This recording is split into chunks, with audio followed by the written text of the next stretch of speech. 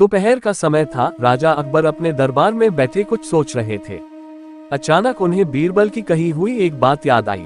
उन्हें याद आया कि एक बार बीरबल ने उन्हें एक कहावत सुनाई थी, जो कुछ इस तरह से थी, खाने के बाद लेटना और मारने के बाद भागना एक सयाने मनुष्य की निशानी होती है।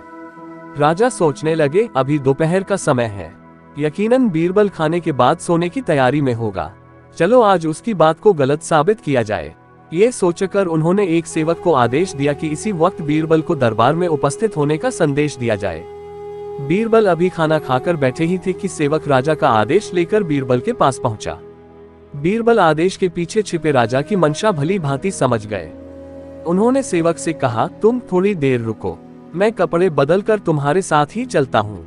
अंदर जाकर बीरबल ने अपने लिए एक तन पजामा चुना। पजामा तन था तो उसे पहनने के लिए उन्हें बिस्तर पर लेटना पड़ा। पजामे को पहनने का बहाना कर वे थोड़ी देर बिस्तर पर ही लेटे रहे और फिर सेवक के साथ दरबार की ओर चल दिए। दरबार में राजा बीरबल की ही राह देख रहे थे। उनके वहां पहुंचते ही राजा ने पूछा, क्यों बीरबल, आज खाने के बाद लेटे थे या नहीं? बीरबल ने जवाब दिया, जी महाराज, जरूर लेटा था। ये सुनकर राजा को बहुत गुस्सा आया।